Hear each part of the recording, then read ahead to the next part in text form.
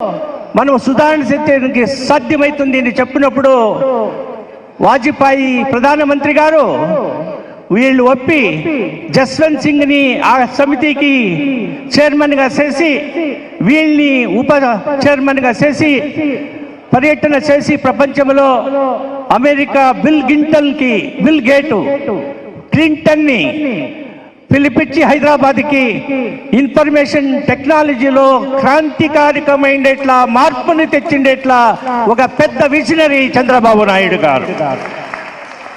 మిత్రులారా, మీరంతా చూసినారు 3 నెలల వెనుక యా మాదిరి ఇన్ఫర్మేషన్ టెక్నాలజీ ఇంజనీర్లు హైదరాబాద్ నగరంలో లాల్ బహదూర్ శాస్త్రి క్రీడాంగంలో లక్షాంతర జనము చేరి వాళ్ళు మీకు మా అన్నం ఇచ్చిండే ఇట్లా చంద్రబాబు నాయుడు కష్ట పరిస్థితిలో ఉన్నాడు, జైలు వాసంలో ఉన్నారు, మీకు తోడుగా మేము ఉంటామని లక్షాంతర జనాలు ఉండి సంపాదన చేసిండేట్లా ఒక శక్తి, ఒక నాయకత్వము ఒప్పిండేట్లా అది యువతులు మీరు చూసినారు.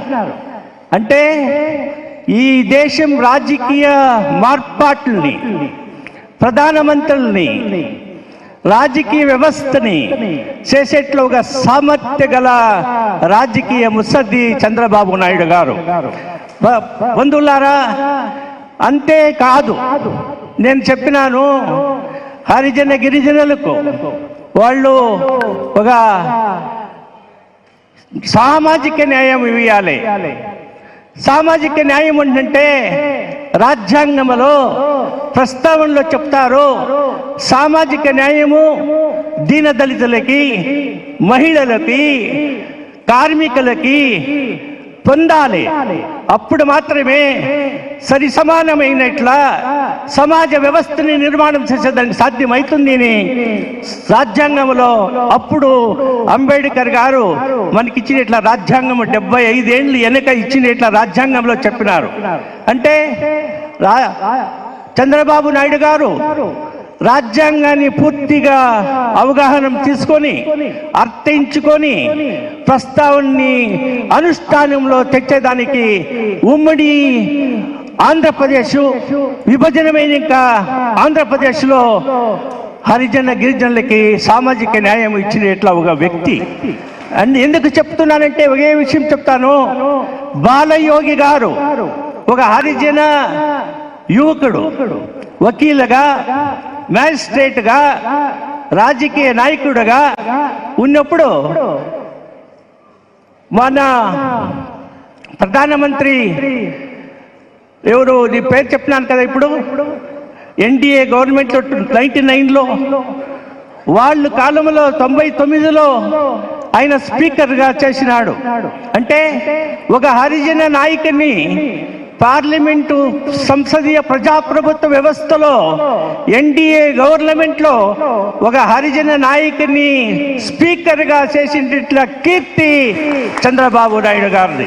అంటే ఎలా ఆలోచన శక్తి చంద్రబాబు నాయుడుకు ఉంది అనేది మనం గమనించాలి. అంటే హరిజనులు వెయ్యాంతర వర్షాల్లో oppress and suppressed class of people, శోషణకి ఒళపడినట్ల వాళ్ళు, జాతీయ వ్యవస్థలో వాళ్ళు సామాజికంగా అన్యాయం పొందిండేవాళ్ళు, వాళ్ళని పైకి తెచ్చేదాని కోసం తెస్తేనే సమాజం సుధారణ అయ్యేదానికి సమాజ వ్యవస్థ సరిపోతుంది అనేట్లా యోచన ఉండేట్లా ఒక నాయకుడు, దివ్య శక్తి ఉండేట్లా నాయకుడు చంద్రబాబు నాయుడు గారు. కాబట్టి ఈ పుస్తకంలో చాలా విషయాలు, ఇది హరిజనులు గిరిజనులు కాదు, మరి విద్యార్థి యువకులకి ఇన్ఫర్మేషన్ టెక్నాలజీ తెచ్చి బిల్ క్లింటన్ ని బెంగళూరులో స్థాపన చేసేట్లా, బెంగళూరు మరియు Maharashtra financial capital city in India, Maharashtra. అప్పుడు చంద్రబాబు నాయుడు గారు చీఫ్ మినిస్టర్గా ఉన్నప్పుడు ఆయన బిల్ గేట్ పోయి బిల్ క్లింటన్ ని పిలిపించి హైదరాబాద్ లో సైబరాబాద్ అనేది ఇడీ ప్రపంచ నక్షలో గుర్తించి చేపించినట్ల ఒక ఖ్యాతి, పేరు, చరిత్ర సృష్టి చేసినట్లది చంద్రబాబు నాయుడు అనేది ఈ దేశం ప్రజలు మర్చిపోకూడదు. కాబట్టి ఈ మహాస్వాప్నికుడు అనే పేరు చాలా అర్థగర్భితంగా విక్రమ్ పూల్ గారు పెట్టినారంటే తప్పు కాదు. స్వాప్నికుడు అంటే నేను అడిగినాను ఆయన్ని, ఏమయ్యా అర్థం ఏమిటి స్వాప్నికుడు అంటే? అంటే డ్రీమర్, ఇంగ్లీష్లో అదేమంటారు, డ్రీమర్ అంటారు, డ్రీమర్ అంటారు. నేను అడిగినాను ఆయన్ని, ఏమిటయ్యా డ్రీమర్ అంటే? ఇది స్వప్నాలు నిజం కావు కదా అని అడిగితే, లేదు సార్, స్వప్నాలు కూడా నిజమయ్యేట్లా చరిత్ర ఈ ప్రపంచంలో ఉంది. కాబట్టి ఈ చంద్రబాబు నాయుడికి మహాస్వాప్నికుడు అని ఆయన ఏమేమి స్వప్నాలు పొందిండో అవన్నీ కూడా అనుష్ఠానానికి తెచ్చేదానికి ప్రయత్నం చేసి జయశీలమైనాడు అనేట్లా విషయము ఈ పుస్తకము పేరు చాలా బాగుంది. ఆయన పేరు మీరు చూసినారు. ఇంతే కాదు, ఈయన మానవతావాది. ఏమి మానవతావాది అంటే human rights, defender of the human rights అంటే ఏమి? మానవతావాది, మానవీయ మూల్యాలు అంటే ఏమిటి? మానవతావాది అనే దానికి ఒక ఎగ్జాంపుల్ ఎందుకు చెప్తున్నానంటే, 99వ ఇస్వీలో ఒరిస్సా రాజ్యం, శ్రీకాకుళం పక్కలో ఉండేది ఒరిస్సా రాజ్యం. ఆ రాష్ట్రంలో అప్పుడు మహా ఫ్లడ్స్ వచ్చి కటక్, భువనేశ్వరు, మాండ్లు, తోపులు, ఇండ్లు అన్నీ పడిపోయి, ఎలక్ట్రిక్ పోల్స్ అన్నీ పైనాయి. ఈయన ఉమ్మడి ఆంధ్రప్రదేశ్ ముఖ్యమంత్రి.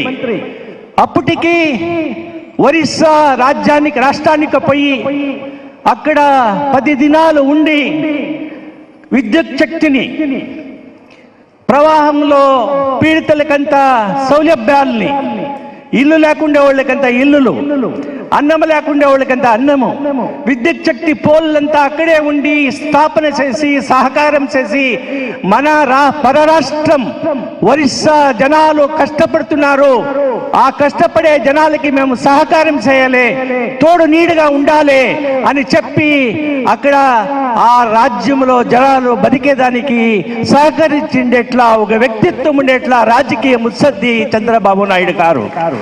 కాబట్టి ఒక పక్కన మానవతావాది, ఒక పక్కన సమాజవాది, ఒక పక్కన సుధారకుడు, మహాస్వాప్నికుడు.